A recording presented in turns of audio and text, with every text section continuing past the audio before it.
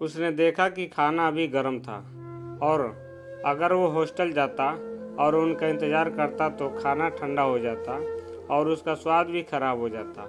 लेकिन अगर वो गर्मा गर्म खाना लेकर हॉस्पिटल चला जाता तो उधर कोयल गर्म हो जाती। इसी उलझन में लक्की सड़क को देखे जा रहा था कि तभी रागिनी ने उसे देखा और पूछा, सर आपके कॉलेज ही चलना है ना? रागिनी के चेहरे पर एक मुस्कान थी। लक्की के मन में एक बार के लिए यह ख्याल आया कि हॉस्टल का कमरा खाली और अभी अमित और बाकी लोगों को आने में वक्त था। ऐसे में वो चाहता तो रागिनी को अपने साथ उसके कमरे पर ले जा सकता था। उसके दिल की धड़कन में थोड़ा सा इजाफा हो गया था, लेकिन इससे पहले कि वो उसे लेकर हॉस्टल जाता, उसने अपने आप को शांत करते हुए कहा, नहीं, हम लोग हॉस्पिटल चलते हैं, वहाँ पर मेरी एक फ्रेंड एडमिट है। लक्की ने कहा, ठीक है सर, रागिनी ने कहा और गाड़ी को सिटी हॉस्पिटल की तरफ मोड़ लिया। लक्की को थोड़ी देर के बाद यह महसूस हुआ कि रागिनी की पूरी गाड़ी में उसके परफ्यूम की महक घुल गई थी। इतनी मोहक खुशबू थी कि वो लक्की उसे जितना समेटता जा रहा था वो उतनी ही कम पड़ती जा रही। जब लक्की का दिल सिर्फ खुशबू से नहीं भरा तो उसने रागिनी को देखने के लिए अपना चेहरा हल्का सा उसकी दिशा में घुमा दिया।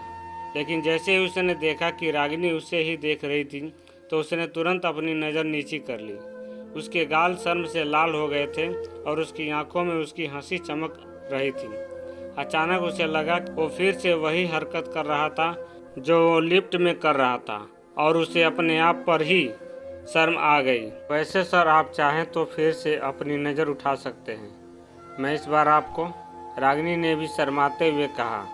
बड़ी हिम्मत करके उसने यह बात कही और कहते ही उसका दिल भी जोरों से धड़कने लगा।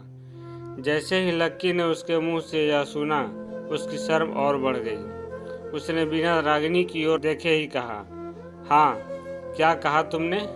मैंने पहले भी यही कहा था कि अगर सर की नज़र मेरे ऊपर पड़ती है तो यह मेरे लिए एक बहुत बड़ी ब्लेसिंग है, इसलिए आप चाहें तो, रागिनी ने कहा और मुस्कुराते हुए सड़क की ओर देखने लगी। लक्की भी मुस्कुराने लगा। उसके पास कहने के लिए कुछ नहीं था। उसके दिल की धड़कन उसकी जुबान से ज़्यादा बोल रही थी। लक्की ने फिर से रागिनी को झलक भर ही देखा और उसका मन किया कि वो अपनी आंखों को हमेशा के लिए रागिनी के ही नाम कर दे। उसके गाल, उसके कान और उसकी उंगलियां, उन सब में कोई जादू सा था। लक्की ने अपनी ज़िंदगी में इतनी खूबसूरत लड़की को इतने पास से कभी नहीं देखा था। देखते ही देखते वह सिटी हॉस्पिटल आ गया। लक्की को पता ही नहीं चला। रागिनी ने देखा कि लक्की उसे अभी भी देख रहा था तो उसने गाड़ी का हॉर्न बजा दिया। जैसे ही लक्की का ध्यान टूटा, रागिनी ने सामने की ओर इशारा किया। लक्की ने देखा उनकी गाड़ी हॉस्पिटल के सामने आकर खड़ी हो गई थी। ओह, हम तो पहुंच भी गए, थैंक यू, अब मैं यहाँ से टैक्सी ले लूँगा, लक्की ने कहा। उसे इतनी जल्दी सफ़र खत्म होने का बहुत मलाल हो रहा था। फिर वो गाड़ी से नीचे उतरा और उसके पीछे पीछे रागिनी भी नीचे उतर गई। इससे पहले कि लक्की अपना हाथ खाने का डिब्बा लेने के लिए आगे बढ़ता, रागिनी ने अपने हाथ से डिब्बा निकाला और लक्की की ओर बढ़ा दिया। थैंक यू, लक्की ने मुस्कुराते हुए कहा और फिर से एक बार रागिनी को निहार लिया।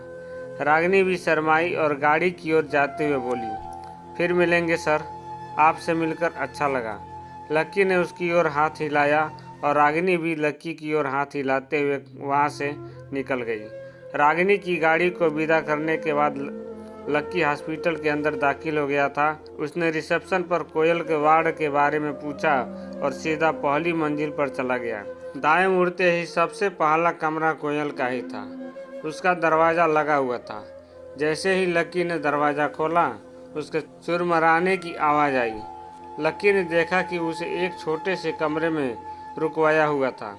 कोयल को देखने से ही लग रहा था कि उसे ज़्यादा चोट नहीं आई थी, बस उसके पैर में थोड़ी लगी थी।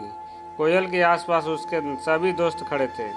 ऐसा लग रहा था कि सबने कोयल के पलंग को घेर रखा था। लक्की ने देखा कि अमित, प्रीतम और गर्वित के अलावा वहाँ खड़े सभी लोगों ने काफ़ी चकाचक कपड़े पहने हुए थे। उनकी महक से कमरे में रखी दवाइयों की महक कम हो गई थी। लक्की ने देखा कि कोयल के पलंग के पास में ढेर सारे तोहफे भी रखे हुए थे। उसमें से कुछ फूलों के गुलदस्ते थे तो कुछ गेट वेल सून के कार्ड थे और कुछ ड्राई फ्रूट्स के छोटे छोटे डिब्बे थे। देखने में वो सब काफ़ी रंग बिरंगे और सुंदर लग रहे थे। सब लोग कोयल के आसपास खड़े होकर बातें कर रहे थे और हंसी मजाक कर रहे थे। लेकिन जैसे ही कमरे का दरवाज़ा खुलने की आवाज़ आई तो सभी लोग पीछे मुड़े। उन्होंने देखा कि वहाँ लक्की खड़ा था और उसके हाथ में खाने का एक डब्बा था। लक्की ने इतनी सारी नज़रों को अपनी ओर आता हुआ देखा तो वो घबरा गया। उसे उम्मीद नहीं थी कि इतने छोटे से कमरे में उसकी मुलाकात इतने सारे लोगों से हो जाएगी। वैसे लक्की खुद भी यहाँ पर कोयल से मिलने के लिए नहीं आया था, बल्कि वो तो सिर्फ अमित और उसके दोस्तों को यह खाना देने के लिए आया था।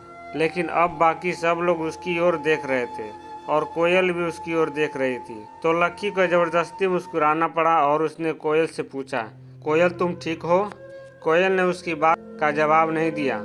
वो उससे आज फिर नाराज थी। लक्की को तो मालूम ही था कि उसे उसकी ऐसी ही शक्ल देखने को मिलने वाली थी, इसलिए उसने उस पर ज़्यादा ध्यान नहीं दिया। उधर कोयल ने तो उसकी बातों पर ज़्यादा ध्यान नहीं दिया था, लेकिन दिशा लगातार उसके हाथ की ओर देखे जा रही थी। लक्की के हाथ में वो नीला डिब्बा देखकर दिशा ने पूछा, यह तुम्हारे हाथ में क्या है? यह तो मैं खाना लेकर आया था।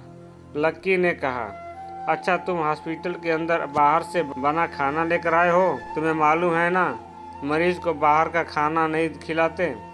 दिशा ने कहा और लक्की की ओर ऐसे देखने लगी जैसे उसने कोई गुनाह कर दिया हो। लक्की फंस गया था। उसने कहा नहीं था कि वो यह खाना कोयल के लिए नहीं बल्कि अमित और उसके बाकी के दोस्तों के लिए लाया था। अब वो क्या जवाब देता उसे समझ में नहीं आ रहा था। उसने पसीना पोंछने के लिए जेब में हाथ डाला, लेकिन उसे पता चला कि रुमाल उसकी जेब में था ही नहीं।